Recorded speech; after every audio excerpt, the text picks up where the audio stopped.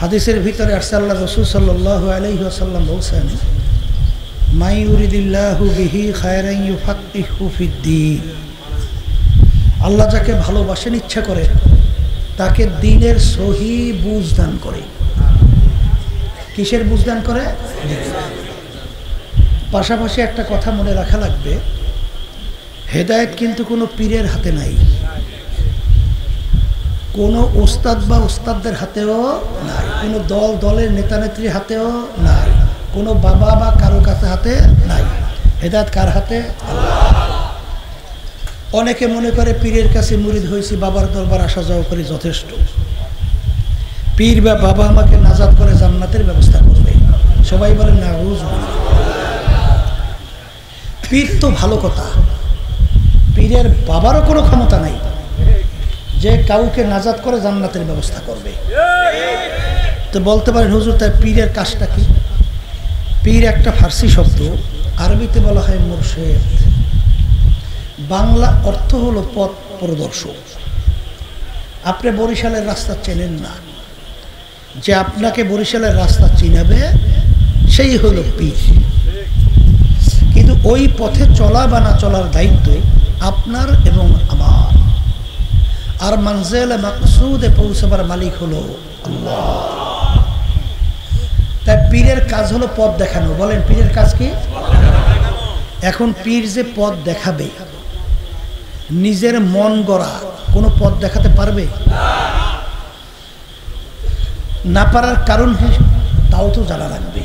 আল্লাহ রাসূল সাল্লাল্লাহু আলাইহি ওয়াসাল্লাম বলছেন, তারাকতু ফীকুম আমরাইন লান তাদিল্লু মা তামাসসাকতুম বিহিমা, কিতাবুল্লাহ ওয়া সুন্নাত রাসূল। আল্লাহ রাসূল সাল্লাল্লাহু আলাইহি ওয়াসাল্লাম বলছেন যে আমি তোমাদের কাছে দুইটা জিনিস রেখে গেলাম, যদি তোমরা দুইটাকে মজবুত করে ধরতে পারো, তোমরা ধ্বংস হবে না, জাহান্নামে যাবে না। কয়টা? একটা কোরআনুল কারীম, আল্লাহর কিতাব, আর একটা হলো সুন্নাহ। যারা বলেন কথা ঠিক না বেঠে? এক কথায় যেই পীর বা যেই মুরব্বী, যেই ওস্তাদ, যেই বাপমা, যেই দলের নেতা আপনাকে আমাকে কোরআন এবং হাদিস অনুযায়ী পথ দেখাবে, সেই মুরব্বীর কথা আমরা মানব। আর কোরআন এবং হাদিসের বাহিরে সে যে হোক না কেন, যদি বাপ মাও হয়, কারো কথা মানা যাবে না। বলেন, কারো কথা মানা যাবে না, সে যে হোক না কেন, যদি বাপ মাও হয়। কথা ঠিক না? এই জন্য আমার ভাইদেরকে বলবো, পর্দা আলে মা বোনরা তারা শুনতেছেন, তাই পীরের কাজ হলো পথ দেখানো, এবং পীর বা মুরব্বী যে আপনাদেরকে কোরআন এবং হাদিস অনুযায়ী পথ দেখাবে, এই পথটা চেনবে কারা এবং সেই পথ অনুযায়ী চলবে কারা এবং দিন সম্পর্কে বুঝবে কারা? বলেন, যারা মানুষ। বলেন, কারা কারা? আর সূরাতের মানুষ ভিতরটা আবু জাহাল, উতবা, সাহেবা, আবু লাহাব মার্কা, এরা কিন্তু বুঝবে না। যারা বলেন কথা ঠিক কিনা?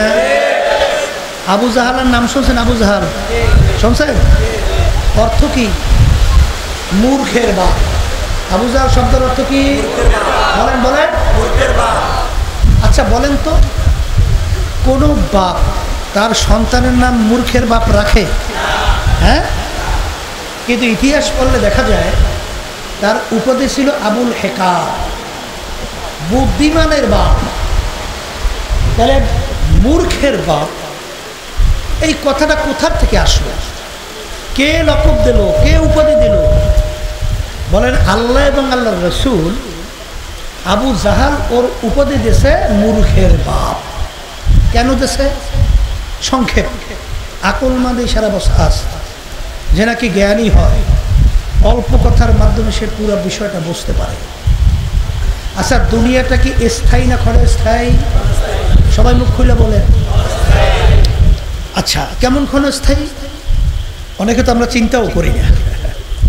আল্লাহ রাসূল সাল্লাল্লাহু আলাইহি ওয়াসাল্লাম আলী রাদিয়াল্লাহু তাআলা আনহু বলছিলেন, আলী তুমি মউতকে কত দূরে মনে করো? আলী রাদিয়াল্লাহু তাআলা বলছিলেন, হে আল্লাহর রাসূল সাল্লাল্লাহু আলাইহি ওয়াসাল্লাম, আমি যখন নামাজ পড়ার জন্য ওযু করতে যাই তখন আমি খেয়াল করি যে আমার জীবনের শেষ ওযু এইটাই হতে পারে, সামনের ওয়াক্তের নামাজের জন্য আর ওযু করার সুযোগ নাও পাইতে পারি। আল্লাহ রাসূল, আমি মওতকে এরকম মনে করি। আল্লাহ রাসূল সাল্লাল্লাহু আলাইহি ওয়াসাল্লাম বলেন, আলী তুমি তো ভুল করছো, মৃত্যু তো এত দূরে না। এক নামাজ থেকে অন্য নামাজ আসতে মাঝখানে অনেক সময়ের ব্যবধান আছে না নাই? কিন্তু মৃত্যু তো এত দূরে না। তুমি যখন নামাজের ভিতরে ডান দিকে সালাম ফিরাও তখন তুমি খেয়াল করো আমি বাম দিকে সালাম ফিরাতে পারি কিনা। এই হলো দুনিয়া। এরকম ঘটনা দুই একটা বাংলাদেশ সহ তামাম দুনিয়া আল্লাহ দেখায় না? পটুয়াখালী জেলা, এই সেখানে একটা থানা গলাচিপা,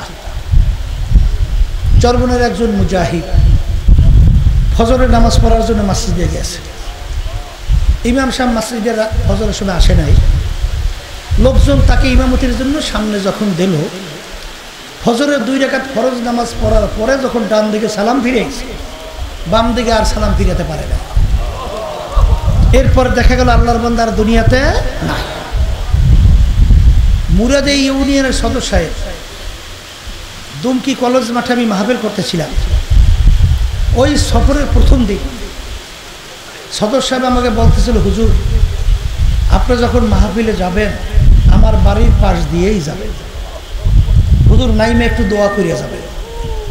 আমি বললাম সময় হয় কিনা। আমি পরদিন যখন রওনা করলাম দেখি লোকজন নিয়ে আল্লাহর বান্দা অপেক্ষা করতেছে। আমি বলতেছি এখানে রাস্তায় বসে দোয়া করে দিলে হয় না? বলে হুজুর আল্লাহর কত ফজলুল করিম রহমতুল্লাহি আলাইহি, তাকেও হুজুর কখনো নামাতে পারি নাই, আপনাকেও পারবো না। এমনভাবে কথাটা বলল, না নাইমার পারি নাই। তাড়াহুড়া করে নাইমে যখন গেলাম, ওই সফরের শেষ মাহফিল দুমকি কলেজ মাঠ, মুরাদে ইউনিয়নের সদস্য সাহেব লোকজন নিয়ে মাহফিলে আসছে। এশার নামাজ 2 রাকাত হয়ে গেছে, তৃতীয় রাকাতে প্রথম না জানি দ্বিতীয় সেজদায় গেছে, আর ওঠে না। এরপর ঘোষণা হয়ে গেল দুনিয়াতে আর নাই। আমি শোনার পরে তারপরে গেলাম, যাইয়ে দেখে মনে হয় যেন এখন মাত্র ঘুমাইয়া দিচ্ছে। এই হলো দুনিয়া। কথা ঠিক না বেঠিক? আর আখেরাতের জিন্দেগি বলেন যার শুরু আছে আর কোনোদিন শেষ নাই। বলেন আখেরাতের জিন্দেগি যার শুরু আছে আর কোনোদিন শেষ নাই। কেমন শুরু শেষ নাই? আল্লাহ রাসূল সাল্লাল্লাহু আলাইহি ওয়াসাল্লাম একটা উদাহরণ দিয়ে বলছেন, তামাম দুনিয়া যদি একটা গোডাউন বানাও, গোডাউন চেনেন তো? চেনেন না? এই জমিন থেকে আসমান, পশ্চিম থেকে পূর্ব, উত্তর থেকে দক্ষিণ, জমিন থেকে আসমানের দূরত্ব আজ পর্যন্ত কেউ হিসাব করে বের করতে পারছে? কথা বলে পারছে? তবে কিছু কিছু অনুমান করা যায়। বর্তমানে বৈজ্ঞানিকরা আবিষ্কার করছে, আমরা যে সূর্যটা দেখতেছি এই সূর্যটা নাকি দুনিয়ার থেকে দূরত্বে আছে 9,30,00,000 মাইল।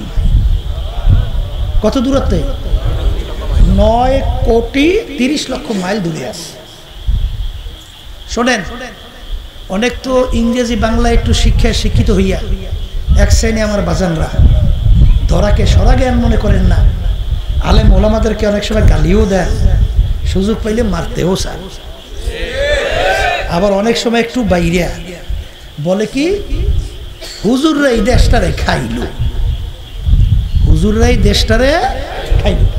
আচ্ছা, হুজুরেরা দেশটারে খাইল একটা জুলুমের কথা না? আচ্ছা, প্রেসিডেন্ট থেকে শুরু করে এলাকার চৌকিদার পর্যন্ত কোথায় হুজুররা দায়িত্ব পালন করে? এটা মুখ খুলে কথা বলে করে? তাহলে দায়িত্ব পালন করে কারা? খাজুরেরা। বলেন কারা? আপনারা বলেন বলেন। আচ্ছা, দেশ চালাইলো খাজুরেরা, দেশ হুজুরেরা খাইলো কিভাবে? কিভাবে খাইলো? দেশ যে কারা খাইছে তা তো আমরা পেপার পত্রিকা খুললেই দেখি। শুধু দেশ খায় নাই, গ্রামে একটা কথা আছে, খাইয়া যোগাযোগ করি ব্যাস।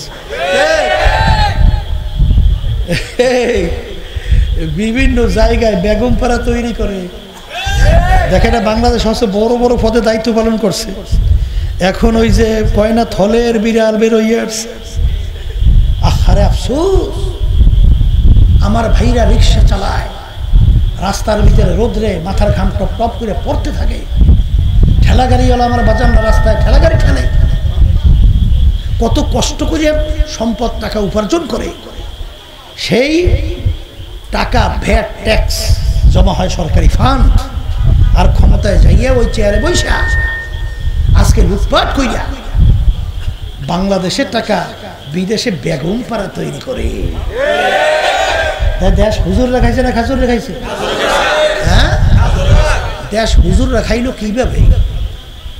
এই হুজুরদের বিরুদ্ধে এত ক্ষিপ্ত কেন? কারণ বোঝেন নাই? বুঝছেন? বর্তমানে বাংলাদেশে যে শিক্ষা সিলেবাস চালু করছে, ক্লাস 1 থেকে শুরু করে MA ক্লাস পর্যন্ত, পুরা শিক্ষার ভিতরে কোথাও শিখায় নাই আমার সৃষ্টিকর্তা কে, আমি কোথার থেকে আসছি, কোথায় আসি, কোথায় রওনা করব। নবীদের ইতিহাস, সাহাবায়ে কেরামদের ইতিহাস, আল্লাহর ওলিদের ইতিহাস সব উঠাই দিয়েছে। উঠাই দিয়ে কি ঢুকাইলো? মিথ্যা ইতিহাস। আমরা মুসলমান নাকি ভারত উপমহাদেশে, আমরা নাকি বহিরাগত, নাউজুবিল্লাহ বলেন। আর ভারত উপমহাদেশের ভিতরে সবচেয়ে বড় অবদান হলো উলামায়ে কেরাম হক্কানি। যেই কথা আমি বলতে চাইছিলাম, ওরা আমাদের ক্ষিপ্ত কেন তা জানে? বর্তমানে শিক্ষা সিলেবাসের ভিতরে ঢুকেছে ট্রান্সজেন্ডার। ট্রান্সজেন্ডার বুঝেন? ট্রান্সজেন্ডার বলা হয় একটা মেয়ে যদি মনে করে মনে মনে আমি ছেলে, সে নাকি ছেলে হয়ে যাবে। আর একটা ছেলে যদি মনে করে আমি মেয়ে, তা সে নাকি মেয়ে হয়ে যাবে। এখন যে মেয়ে হয়েছে মনে মনে ছেলে, সে তো আর একটা মেয়ের কাঁধের ভিতরে হাত দিয়ে হাঁটবে, চিন্তা করবে আমিও মেয়ে সেও মেয়ে। আবার একটা মেয়ে যখন মনে করবে আমি ছেলে, ও তো পুরুষের কাঁধে হাত দিয়ে হাঁটবে, তখন ও কি মনে করবে? আমিও মেয়ে, আমিও ছেলে, ও ছেলে। অর্থাৎ বোঝেন নাই? বুঝি অবাধ যৌনচর, পশুদের মতো আচরণ। এই যে পাশ্চাত্য দেশগুলো, প্রেসিডেন্ট থেকে শুরু করে এলাকার চৌকিদার পর্যন্ত কেউ দাবি করতে পারে না সন্তানটা আমার। কেউ দাবি করে শক্তি নাই, সব জানুজে ভরা। ওই নীতি আদর্শ কালচার আমাদের দেশেও বাস্তবায়ন করতে চায়। এমনকি ট্রান্সজেন্ডারের মাধ্যমে পুরুষে পুরুষে বলেছে না, আবার মহিলা মহিলায় বলেছে না। আপনারা শুনছেন করে দিন, এখন দেখতেছেন। আল্লাহ রাব্বুল আলামিন যে কোরআনুল কারীমের ভিতরে বলছেন উলাইকা কাল আনআম, এরপরে আমার মালিক বলেন বাল হুম আযাল, এক শ্রেণীর মানুষ চতুষ্পায় জানোয়ারের মতো। এরপরে আল্লাহ বলতেছেন চতুষ্পায় জানোয়ারের মতো না, তার চেয়েও খারাপ। কে বলছেন? আপনাদের কাছে জিজ্ঞেস করি, আপনাদের এলাকায় বলদ গরু আছে? বলদ গরু আছে না? বলদ কুত্তা আছে? কয় আছে? আচ্ছা আচ্ছা, আপনারা কেউ শুনছেন কিনা জানি না, দেখছেন কিনা জানি না, বলদ গরু মেলামেশা করে দেখছেন কিনা? বলদ কুত্তাটা মেলামেশা করে দেখছেন কে? আছে? কয় দেখছেন? তাহলে কুত্তা বলদ মেলামেশা করে না, আর বলদ গরু এটা মেলামেশা করে না। তো এখন ওরা বলে বলদে মেলামেশা করবে, তা আল্লাহ তো বলছে বালহুম আদল। এখন তো বাস্তব হয়ে গেছে কুত্তার চেয়েও খারাপ। বলে কথা ঠিক না? ঠিক। এই জন্য আমার বাচ্চাদেরকে বলবো, ওরা চাইতেছে জারজের পোটাক বাড়াবে, আর চাইতেছে সুদ প্রতিটা ব্যক্তি পর্যায় পর্যন্ত ঢুকাইয়া দেবে। কথা ঠিক না? এখন এইটা তো হুজুররা বলে যে আল্লাহর বান্দারা যারা ঈমান আনছো, মুসলমান হইছ, যারা আখিরাত বিশ্বাস করো, খবরদার আল্লাহ এটা নিষেধ করছে, আল্লাহ রসুল নিষেধ করছে, এই পথে হাঁটা যাবে না, এই কাজটা করা যাবে না, এই হুজুরা বাধা দেয় কা, এই জন্য হুজুর এই দেশটারে খাইলো। কি কথা ঠিক না? আমি আমার ভাইদেরকে বলবো, পর্দা আলে মা বোনদেরকে বলবো, যে এই কথা আমি বলতে চাইছিলাম, যে আমাদের এই আলোচনাগুলো এইটা বুঝবে যারা মানুষ। আবু জাহাল মার্কা, ওতবা সাহেব আবুল আহাব মার্কা, এটা কিন্তু আমাদের আলোচনা বুঝবেও না, সে অনুযায়ী চলবেও না। যারা বলেন কথা ঠিক কিনা? তাই বুঝবে বলছিলাম কারা? আবার মুখ খুলে বলেন। এখন এই কথার মাধ্যমে আমি মূলত বোঝাতে চাই যে আসলে মানুষের সূরত আকৃতি হইলেই মানুষ হওয়া যায় না। বলেন বলেন বলেন, মানুষের সূরত আকৃতি হইলেই মানুষ হওয়া যায় না। যদি হওয়া যেতই, কবি এক কথায় বুঝাতে যাইয়ে বলছিলেন, গর্বা সূরত আদমে ইনসাবুদে আহমাদু বুদ জহলে হাম এক সাবুদে।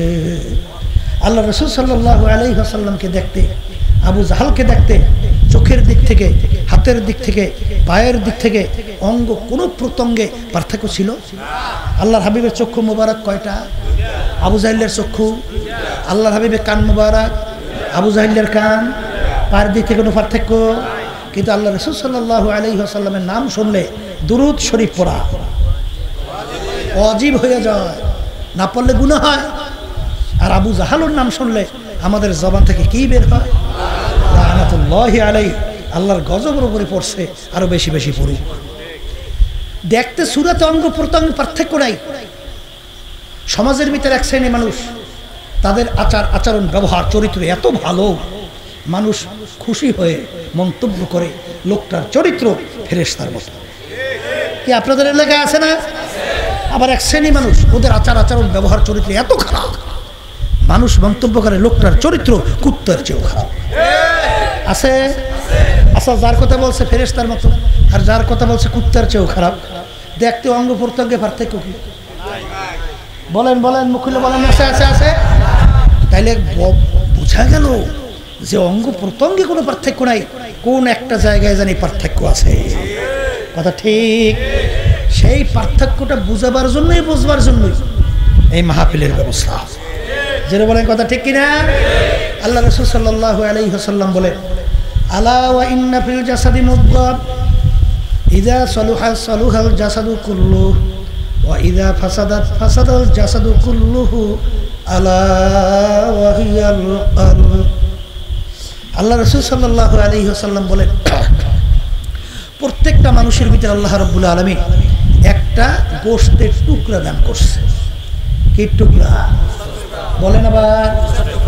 আল্লাহ রাসূল সাল্লাল্লাহু আলাইহি ওয়াসাল্লাম বলেন, ওই গোশতের টুকরা যার ভালো হয়ে যায়, এক পর্যায়ে ওই মানুষটা ফেরেশতার চেয়েও সম্মানিত হয়ে যায়। আর ওই গোশতের টুকরা খারাপ হতে হতে এক পর্যায়ে ওই মানুষটা কুত্তা, শিয়াল, শুয়োরের চেয়েও খারাপ হয়ে যায়। ওই গোশতের টুকরার নাম হলো কলব। বলেন, গোশতের টুকরার নাম কি? এই মুখস্থ করেন, কি নাম? এক কথায় বলেন, যার কলব ভালো সে ভালো মানুষ। বলেন, যার কলব খারাপ সে খারাপ মানুষ। কথা ঠিক? এখন আমার ভাইদেরকে বলবো, পর্দার আড়ালের মা বোনরা যারা শুনতেছেন, কলব ভালো কইরেই দুনিয়া থেকে বিদায় নিয়ে কবরে যাওয়া লাগবে। কারণ বেহেশতে যাওয়ার জন্য আমরা সবাই আশা আছে না নাই? আসতে কত? জাহান্নাম থেকে বাঁচার জন্য সবাই আশা আছে। তাহলে যদি বেহেশতে যেতে হয়, আল্লাহ রাব্বুল আলামিন বেহেশতে যাওয়ার জন্য শর্ত লাগাইছেন, যে বেহেশতে আইতে শর্ত পূরণ করে যাওয়া লাগবে। শর্ত কি? ইল্লা মান আতাল্লাহা বিকলবিন সালিম। পরিচ্ছন্ন সুস্থ কলব ছাড়া আল্লাহ বলতেছেন আমার পবিত্র জায়গা বেহেশতের মধ্যে হবে না। কে বলছেন? এক সূরার মধ্যে আল্লাহ রাব্বুল আলামিন প্রায় 9টা কসম করার পরে বলেন, কদ আফলাহা মান যাক্কাহা ওয়া কদ খাবা মান দাসসাহা। যারা কলবকে পরিষ্কার করতে পারবে তারাই কামিয়াব হবে, নাজাত পেয়ে জান্নাতে যাবে। আর যারা কলবকে পরিষ্কার করতে পারবে না, তারা ধ্বংস হইয়া জাহান্নামে চলে যাবে। তাহলে কলব পরিষ্কার করা এটা কি ফরজ না ওয়াজিব না সুন্নাত? এটা মুখ খুলে বলেন, আবার মুখ খুলে বলেন। দরকার আছে না নাই? এখন আপনার কলব পরিষ্কার হয়েছে কি হয় নাই? আসলে আমিনু কামা আমানান নাস। আল্লাহ রাব্বুল আলামিন বলেন তোমাদের বিশ্বাসটা ওই ধরনের হওয়া লাগবে সাহাবায়ে কেরামরা যেভাবে বিশ্বাস করছিল। কারা? আবার বলেন, সাহাবায়ে কেরাম যেভাবে বিশ্বাস করছিল। শোনেন, আল্লাহর ওলিদের ইতিহাস পড়েন, তারা কলব পরিষ্কার করার জন্য কি কি পদক্ষেপ গ্রহণ করছিল। বলকের বাদশাহ ইব্রাহিম বিন আদহাম রাহমাতুল্লাহ আলাইহি বাড়ির দরজায় মুসাফির বাদশার সঙ্গে দেখা করবে, পাহারাদার ঢুকতে দেয় না, বলছে না বাদশার সঙ্গে আমি দেখা না কইরা যাব না। বাদশা ডাক দিয়ে বলে ছাড়ো। মুসাফির যাইয়া বাদশাকে সালাম দেয় আর বলে বাদশা রে, আপনার এই মুসাফির খানায় আমি একটু থাকতে চাই। এই কথা শোনার পরে বাদশা টকবক হয়ে রাগ হয়ে উঠছে। বলতে গেলে মাথার রক্ত পায়, অর্থাৎ পায়ের রক্ত বাথায়। এই বোকা, কি বলছো?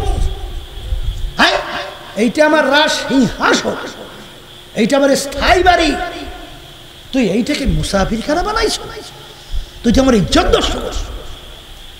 মুসাফির ডাক দিয়ে বলে হযরত ভুল হলে মাপ চাই। স্থায়ী বাড়ি কাকে বলে, মুসাফির খানা কাকে বলে? বাদশা বলে বাড়ির দরজায় ঘর দেখছো? দেখছি, ওইটা হইলো মুসাফির খানা। বাদশা মুসাফির খানা কি পরিচয়?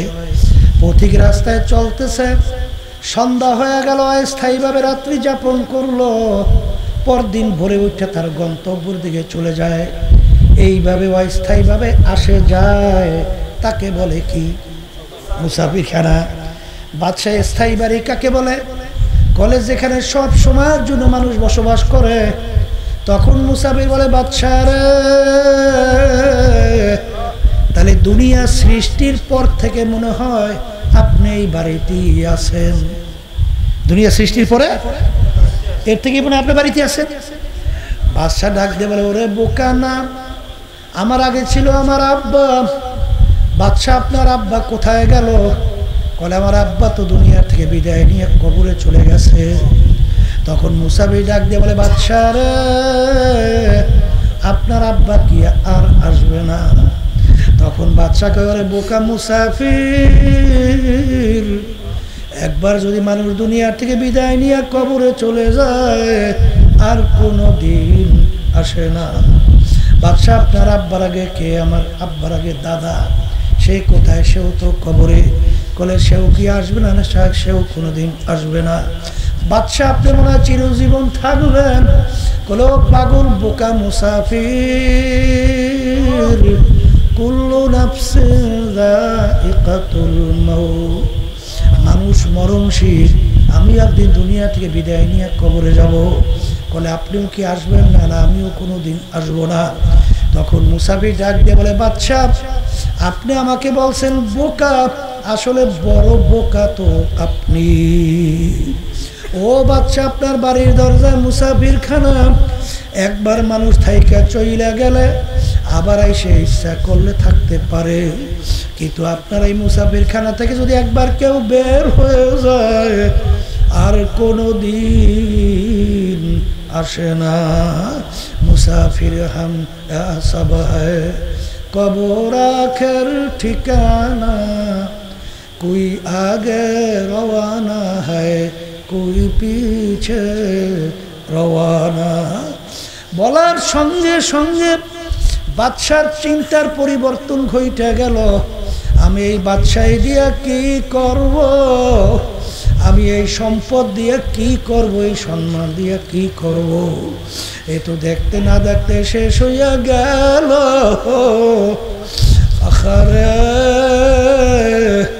এই সম্পদ সম্মান বাড়ির অট্টালিকা দিয়ে আমি কি করব? বাদশা চিন্তা করার পরে তিনি বের হয়ে গেল আখেরাতের স্থায়ী জিন্দিগি, যার শুরু আছে আর কোনোদিন শেষ নাই। ওই জিন্দিগির সম্বল কামাই করার জায়গা দুনিয়ায়, আর দুনিয়া মাজরাতুল আখিরা। এই দুনিয়ায় থাকা অবস্থায় আখেরাতের সম্বল কামাই করার পরে রওনা করা লাগবে। তিনি চিন্তা করে আমার হক্কানি আলেমের কাছে যাওয়া লাগবে। তারপর দুনিয়াতে আমি আল্লাহর হুকুম মাইনা নবীর তরিকা অনুযায়ী চইলা আমার কলবকে পরিষ্কার কইরা তারপর দুনিয়া থেকে বিদায় নিয়ে কবরে যাওয়া লাগবে। পীরের কাছে যাইয়া বলে হুজুর আমাকে সবক দেন, আমি যেন মানুষ হইতে পারি। হুজুর তাকে লাকড়ি টানার দায়িত্ব দিল। বলকের বাদশাহ ইব্রাহিম বিন আদহাম রহমাতুল্লাহ আলাইহি এখন লাকড়ি টানার কাজ করতেছে। বাজান আরে ঘটনা আরে সত্য মিটা দরকার, আলোচনা আমাদের বুঝের জন্য। বাজান ডাক দিয়ে একজনে বলে বাদশাহ পীর সাহেব হুজুরকে বলে হুজুর বলকের বাদশাহ ইব্রাহিম বিন আদহাম রহমাতুল্লাহ আলাইহি তার এখন আত্মশুদ্ধি হয়ে গেছে, তারে এখন কেন বিদায় দেন না? সে বলে ইব্রাহিম বিন আদহাম এখনো বাদশাহী বলতে পারে না। বলে কিভাবে বলতে পারে নাই? যে লাকড়ির বোঝা বাঁধে তাকে বলল লাকড়ির বোঝা একটু বড় করিয়া বাঁধবা যেন তার নিতে কষ্ট হয়। আর যে লাকড়ি ধইরা নামায় তাকে বইলা দিল সহজে লাকড়ি নামাবা না।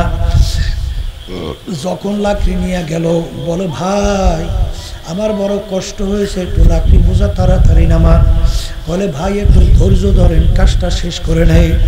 এক পর্যায়ে যখন ধৈর্যের বাঁধ ভেঙে গেল ডাক দে বলে ওরে খবিস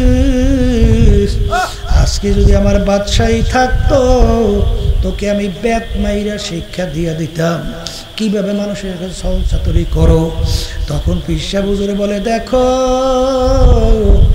ইব্রাহিম এখনো বাদশাহী বলতে পারে নাই। এরপরে তাকে আত্মশুদ্ধির জন্যে বাজান দায়িত্ব দিল ময়লা পরিষ্কার করার মেথর যাকে বলে। মাথায় হাড়ি নিয়ে ময়লা নিয়ে ফেলায়। বাজান একদিন পীর সাহেব হুজুর বলে ইব্রাহিম এখন তার বাদশাহী ভুলে গেছে। তিনি ময়লার হাড়ি নিয়ে রাস্তা দিয়ে যায়, একজনকে বলে এমন ভাবে তাকে ধাক্কা মারবা ময়লার হাড়ি পইরা যেন ভাইঙ্গা যায়। যখন ধাক্কা মারলো ময়লার হাড়ি পইরা ভাইঙ্গা, যে ধাক্কা দিল তার পোশাকা দিয়েও নষ্ট আর তার শরীরও তো নষ্ট হয়ে গেল। দোষ কার? যে ধাক্কা দিয়েছে তার। কিন্তু উল্টা ইব্রাহিমের আদহাম রহমাতুল্লাহ আলাইহি তার পাও জড়াইয়া দইয়া কাঁদে আর বলে ভাই আপনি যদি আমাকে মাফ না করেন আমার মালিক বুঝি আমাকে মাফ করবে না। আমার ময়লার হাড়ি নিয়ে উচিত ছিল নিজ দিয়া যাওয়া।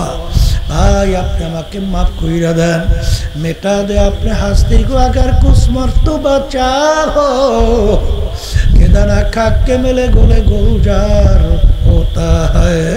হাদিসে কুচ্ছির ভিতরে আর সানা ইনদাম কাসরাতিল কুলুব। এ দুনিয়ার পাগল কলবের একটা উল্লেখযোগ্য রোগ হইল আমি আনানিয়াত, যেটাকে বলা হয় তাকাব্বুরি। আমি পীর, আমি মুফতি, আমি মুহাদ্দিস, আমি চেয়ারম্যান, আমি এমপি, আমি মিনিস্টার, আমি বড় বংশের লোক, আমি বড় শিক্ষিত, আমি অমুক টমুক জ্ঞানী, অমুক অমুক টমুক সমুক, যার ভিতরে যারা পরিমাণ আমি তাকাব্বুরি থাকবে। আল্লাহ রাসূল সাল্লাল্লাহু আলাইহি ওয়াসাল্লাম বলেন বেহেশতের ঘেরানো পাওয়া যাবে না। এ দুনিয়াদার পাগল ভালো করে মনকে বোঝাও। আর একটা কলমের রোগ হলো হিংসা। বাজান পর উন্নতি দেখে সহ্য করতে না পারা। আল্লাহ রাসূল সাল্লাল্লাহু আলাইহি ওয়াসাল্লাম বলেন আল হাসাদু ইয়াকুলুল হাসানাত কামা ইয়াকুলুন নারুল হাতাব আও কামা ক্বালা আলাইহিস সালাতু ওয়াস সালাম। আল্লাহ রাসূল সাল্লাল্লাহু আলাইহি ওয়াসাল্লাম বলেন যার ভিতরে হিংসা থাকবে তার নেকিগুলো এইভাবে ধ্বংস হয়ে যাবে যেরকম আগুন যদি লাকড়ি এক পাশ দিয়ে ধরাইয়া দেয়, আগুন যেরকম সমস্ত লাকড়ি জ্বালাইয়া শেষ করে দেয়, এরকম তোমার পাহাড় পরিমাণও যদি নেক হয় আর তোমার ভিতরে যদি হিংসা থাকে ওই হিংসার আগুনে তোমার সমস্ত নেকি জ্বালাইয়া আমলনামা শূন্য কইরা দেয়। আমি বলছি না, আল্লাহর রাসূল বলছেন। এ দুনিয়াদার পাগল হিংসা কইরা লাভ কি? এক শ্রেণী আমার বাজানরা বের হয়েছে চরমুনাই, মোটে দেখতেই পারে না। বাজান চরমুনাইতে কি করে? চরমুনায় যাওয়ার পরে মানুষ বেনমাজিগুলো নামাজি হয় না বাজান চরমনায় যাওয়ার পরে যেই মানুষগুলো আগে সন্ত্রাস ছিল, জুলুমবাদ ছিল, বিভিন্ন ধরনের মাদকে আসক্ত ছিল, আল্লাহর ফজল ও করমে দেখা যায় দিনের দিন তাদের আমলের ভিতরে পরিবর্তন এসে যায়। জোরে বলেন কথা ঠিক না বেঠিক? চরমনায় কি করেন? চরমনায় তো আল্লাহর ফজল ও করমে আপনাদের দোয়ার বরকতে বাজান আমাদের জানা মতো আলেম ওলামাদেরকে নিয়ে পরামর্শ কইরা তারপর আল্লাহর ফজল ও করমে আমরা সিদ্ধান্ত নিয়ে কাজ করার চেষ্টা করি। তারপরেও বাজান মাঠে ময়দানে যারা কাজ করে তাদের তো ভুল হইতে পারে। জোরে বলেন কথা ঠিক না বেঠিক? কিন্তু যাদের কাজ নাই তাদের ভুলেরও কোনো প্রশ্ন নাই। এই জন্য বাজারও বলতেন, আমরাও বলি মানুষ ভুলের ঊর্ধ্বে না, আমাদের ভুল হইতেই পারে, কিন্তু আপনার দায়িত্ব হলো কোরআন এবং হাদিস অনুযায়ী ধরাইয়া দেওয়া। জোরে বলেন কথা ঠিক কিনা? এরপরে যদি কোনো পরিবর্তন আমরা না হই তাহলে বুঝতে হবে আমরা গোমরা হয়ে গেছি। এই জোরে বলেন কথা ঠিক না বেঠিক? বাজান ভালো করে মনকে বুঝাও, আজকে বাংলাদেশ সহ তাম দুনিয়ার মধ্যে ইসলামের ঘরে আগুন লাগছে। এই আগুন নিভাবার জন্য দেহ দৌড়ে আসবে সেই ইসলামের বন্ধু, সেই আল্লাহ আল্লাহ রসুলের বন্ধু। জোরে বলেন কথা ঠিক না বেঠিক? এ বাংলা জমিনের মুসলমান, আজকে শতকরা 92 জনের মতো মুসলমান বাংলাদেশের ভিতরে বসবাস করে। এত ওলামায়ে কেরাম, এত পীর বুজুর্গ বাজানে, এত মুসলমান কালেম এবং মসজিদে জুমার দিন নামাজে ধরে না মুসল্লি, এত বেশি আল্লাহর ফজলে হয়।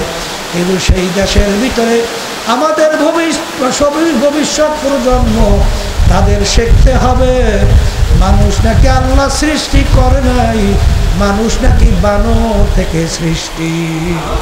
জোরে বলো নাউজুবিল্লাহ। যেই দেশের ভিতরে এত মুসলমান, সেই দেশের ভিতরে ইসলামের বিরুদ্ধাচরণ চলবে, সেই দেশের মধ্যে আজকে আল্লাহ এবং আল্লাহর রসুল এবং সাহাবায়ে কেরামদের ইতিহাস মুসলমানদেরকে শিখতে দেওয়া হবে না। সেখানে শিখাবে দারুণের থিওরি, হিন্দুদের মূর্তি পূজা সহ বিভিন্ন কালচার, সেখানে বিজাতিদের কালচার আমাদেরকে শিখাবে।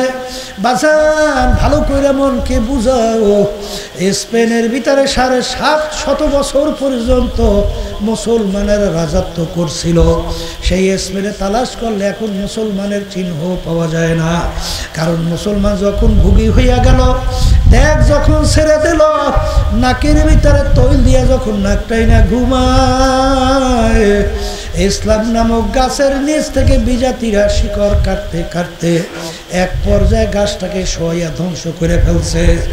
বাংলাদেশের মধ্যেও আজকে এত উলামায়ে কেরাম, এত পীর বুজুর্গ, এত তলেবে ইলম, এত মুসলমান থাকার পরেও আজকে বাংলার জমিনের মধ্যে আজকে ইসলাম বিদ্বেষী বিভিন্ন সিদ্ধান্ত হবে, ইসলামের বিরুদ্ধে বিভিন্ন পাঠ্য পুস্তক তৈরি হবে, বিভিন্ন ইসলামের বিরুদ্ধাচরণ করা হবে, আর তুমি আর আমি নাকে তালে টান দিয়ে ঘুমাবো। এক সময় দেখবা বাজার মুসলমানদের অস্তিত্ব বিলীনের পথে চলে যাবে। জোরে বলেন কথা ঠিক না বেঠিক? আমার ভাইদেরকে বলো, পর্দারে মা বোনদেরকে বলো, হিংসা ছাড়ো। যেই বাতি আমার মাওলা জ্বালাবে ওই বাতি নিবাবার শক্তি কোনো দুনিয়ার কারো নাই। কারণ ওই বাতি যদি কেউ নিবাতে চাও, তোমার শ্বশুর পুইরা তুমি ধ্বংস হবা, এতে কোনো কিছু কারো ক্ষতি হবে না রে বাজার। হে দুনিয়াদার পাগল, আর একটা রোগের নাম হলো হুব্বে যা হুব্বে মাল। আল্লাহ রসুল সাল্লাল্লাহু আলাইহি ওয়াসাল্লাম বলেন, হুব্বুদ দুনিয়া রাসু কুল্লি খতিয়াতিন, সমস্ত গুনার মূলই হলো এই দুনিয়ার মহব্বত। আজকে এক শ্রেণী আমার মুসলমান বাবারা, এক শ্রেণীর ওলামায়ে কেরাম আমাদের আল্লাহু আকবার বাজান চিন্তার ব্যবধানতার কারণে মানব রচিত তন্ত্র মন্ত্র কুফুরি, সেই কুফুরি বাস্তবায়নের জন্য তাদের সহযোগিতা করে। জোরে বলেন কথা ঠিক না ঠিক? আজকে বাজান প্রচলিত গণতন্ত্র, যার প্রবক্তা হলো আমেরিকার আব্রাহাম লিঙ্কন, প্রাক্তন প্রেসিডেন্ট, তিনি এই প্রচলিত গণতন্ত্রের থিওরি দিছিল, government of the people, by the people, for the people. তিনি এক কথায় বোঝাতে চায় সমস্ত ক্ষমতার মালিক জনগণ। জোরে বলো নাউজুবিল্লাহ, নাউজুবিল্লাহ। আজকে বাংলাদেশের ভিতরে বাজান, ভারতে আমাদের পাশের রাষ্ট্র ধর্ম নিরপেক্ষতাবাদ, যেটা আজকে বাংলাদেশে বর্তমান আওয়ামী লীগ সরকার বাস্তবায়ন করতে চায়। জোরে বলেন কথা ঠিক না ঠিক? ধর্ম নিরপেক্ষতার দ্বারা ব্যাখ্যা দেয় যার যার ধর্ম সে পালন করে। জোরে বলে নাউজুবিল্লাহ। নিরপেক্ষ শব্দের অর্থ কোনো পক্ষ নাই, কিন্তু ধর্ম নিরপেক্ষ, নিরপেক্ষ শব্দের অর্থ যার যার ধর্ম সে পালন করবে। এটা কি ব্যাখ্যা হয়? জোরে বলেন হয়, হয়, হয়। বাজার, আসলে কোনো মানুষ কিন্তু নিরপেক্ষ হইতে পারে না। যদি কাউকে জিজ্ঞাসা করেন তুমি কে, বলবে আমি কৃষ্ণ, আমি একজন হিন্দু, আমার ধর্ম হলো হিন্দুত্ববাদ, পক্ষ না নিরপেক্ষ। জোরে কান, জোরে কান, জোরে কান। এই জিজ্ঞাসা করবে তুমি কে, বলে আমি জর্জ ডব্লিউ বুশ, আমি বাইডেন, আমি ট্রাম্প, আর আমি একজন খ্রিস্টান, আমার ধর্ম হলো খ্রিস্টবাদ। জোরে বলেন কথা ঠিক না বেটি? বলে তুমি কে, বলে আমি একজন মুসলমান, আমার নাম হলো রেজাউল করিম, আমার ধর্ম হলো ইসলাম। পক্ষ না বিপক্ষ? জোরে কান, জোরে কান। বিপক্ষ ধর্ম যারা নাকি বাজান, ধর্ম যারা নাকি ধর্মের কথা বলেন নিরপেক্ষ, ওরা হলো ধর্মহীনতা। আর ধর্মহীনতা অর্থই হলো নাস্তিকতা। এই জন্য এই দলের এক নেতা বাংলাদেশে বলছিল আমি হিন্দু না, আমি মুসলমানও না। কি জোরে বলেন, জোরে বলেন কথা ঠিক না ঠিক? এই জন্য আমার বাজানদেরকে বলবো, মসজিদে গিয়ে সিজদা দাও মালিককে খুশি করার জন্য, সুবহান রাব্বিয়াল আলা কুইয়া ডাকো। আবার যখন মসজিদ থেকে বের হও তখন স্লোগান দাও আমার নেতার চরিত্র ফুলের মতো পবিত্র, নামাজ পড়ে না একক, তো দাঁড়াইয়া দাঁড়াইয়া প্রস্রাব করে, জনগণের টাকা লুটপাট করে আর বিদেশে পাচার করিয়া বেগুন ফেরা তৈরি করে। এই জোরে বলো কথা ঠিক না বেঠিক? এই জন্য আমার বাজানদেরকে বলবো, পর্দা আলে মাহবুনদেরকে বলো, তাআওয়ান আলাল বিররি ওয়াত তাকওয়া ওয়ালা তাআওয়ানু আলাল ইসমি ওয়াল উদওয়ান।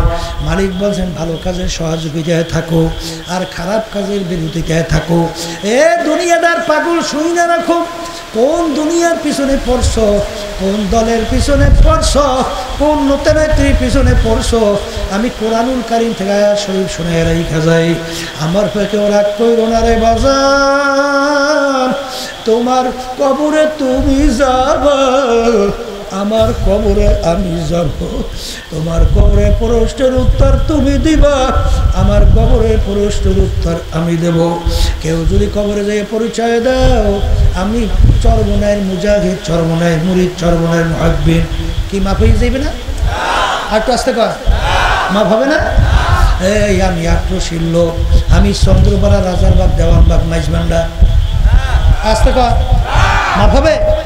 যদি কেউ পরিচয় দেয় আমি বিএনপির লোক, আসতে কোনো লাভ হবে না? যদি কেউ পরিচয় দেয় আমি আওয়ামী লীগের লোক, এইটা বললে কবরে কিছু একটা ধরা কাছা হইতে পারে। হ্যাঁ, ফেরেশতার লাগে ওই কবরে যাই এই ক্ষমতার বলে একটু ঘুষে ঘুষে হইবে না? হবে, হবে। কোনো বিএনপি টিএনপি কোনো কাজে লাগবে না। শোনো কোরআনুল কারীমের ভিতরে আল্লাহ বলেন, ইয়াউমা নাদউ কুল্লা উনাসিন বিইমামিহিম, কিয়ামতের ময়দানে আমার মালিক প্রত্যেকটা মানুষকে তার দলের নেতা নেত্রীর সঙ্গে ডাকবে। আমি বলছি না আল্লাহ? এই অর্থ ভুল হয়েছে, অর্থ ভুল হয়েছে না ঠিক হয়েছে? এখানে কি সব মানুষরা দুই একজন? বলেন বলেন, সব মানুষরা দুই একজন? হ্যাঁ, সব মানুষ। হ্যাঁ, সব মানুষ আল্লাহ ডাকবে কিয়ামতের ময়দানে। কাদের সঙ্গে ডাকবে? তার দলের নেতা নেত্রীর সঙ্গে ডাকবে।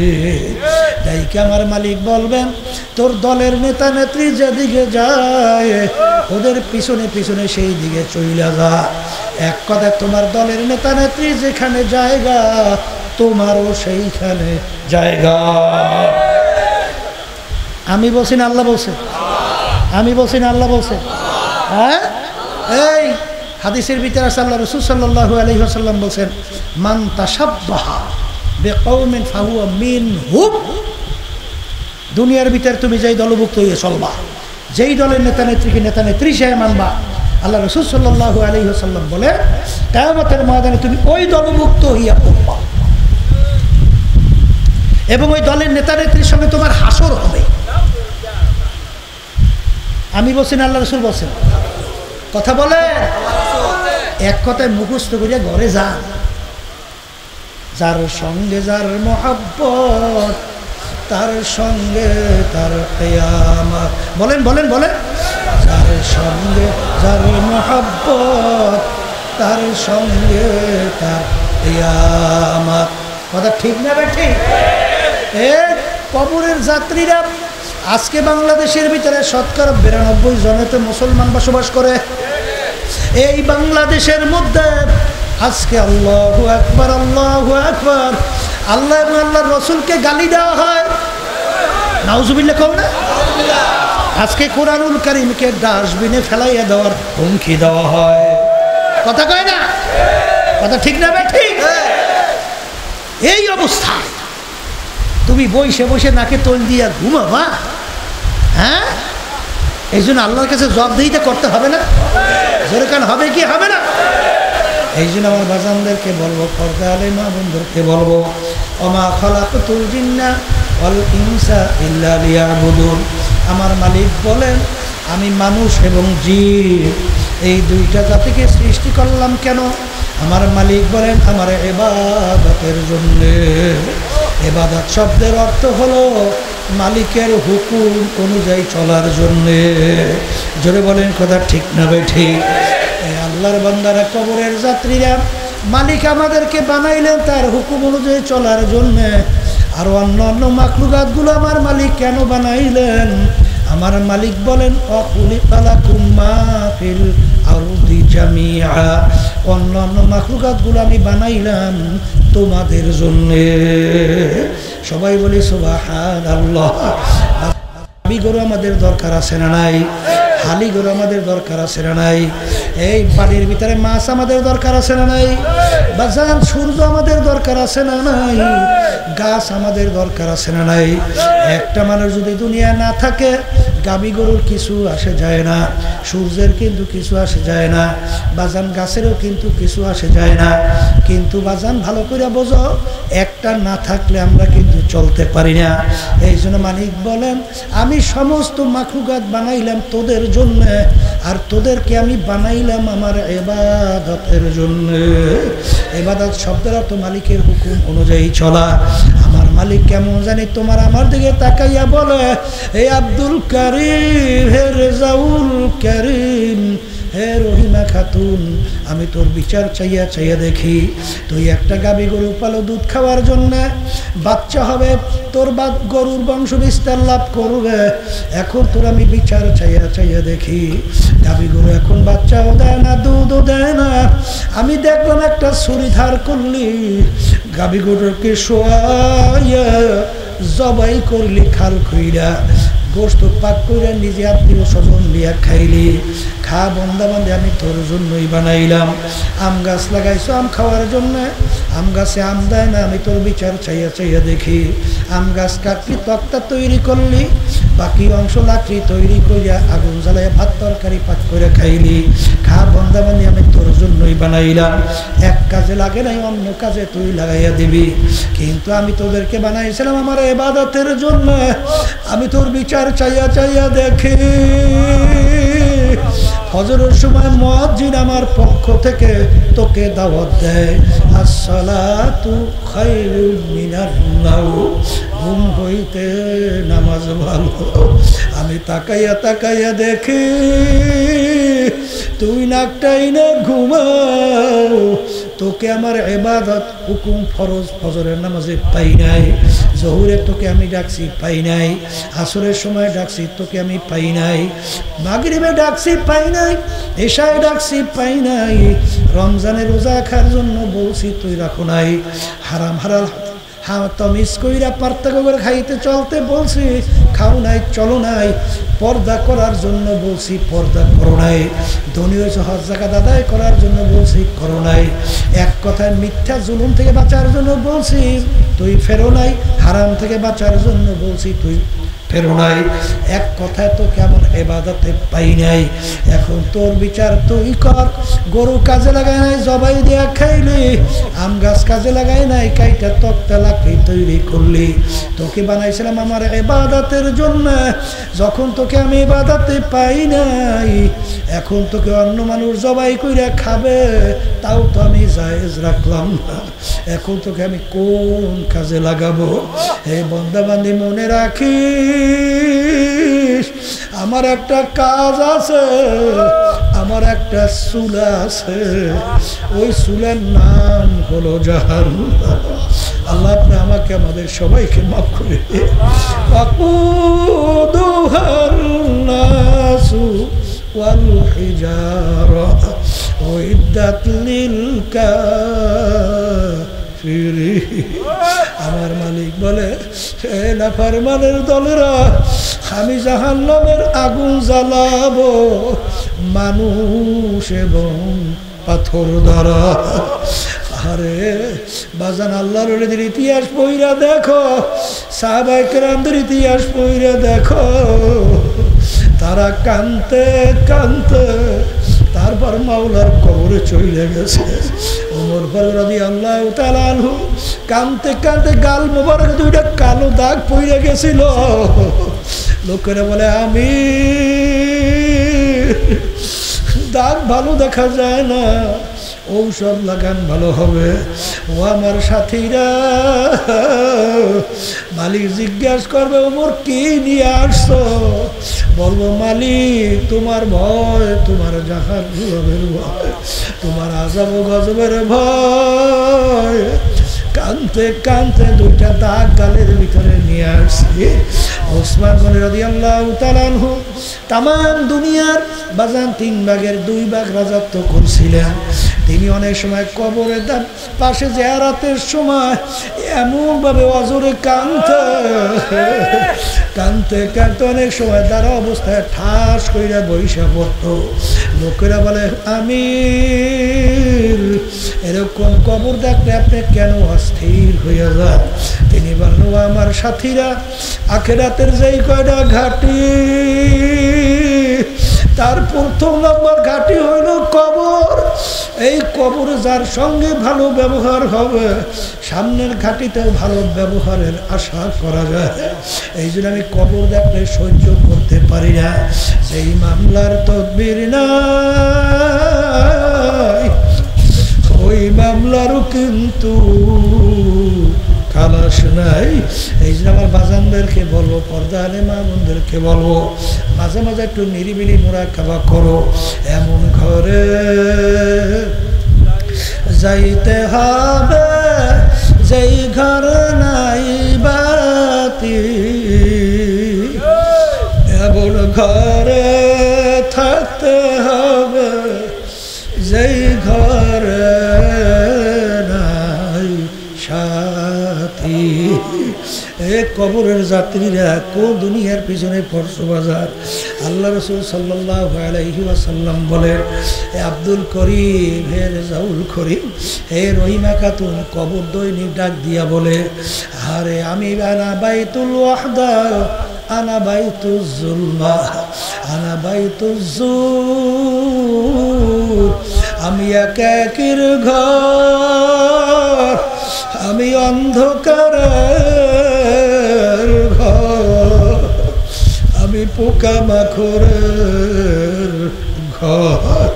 যেই মামলার তদবির নাই, সেই মামলারও কিন্তু খালাস নাই।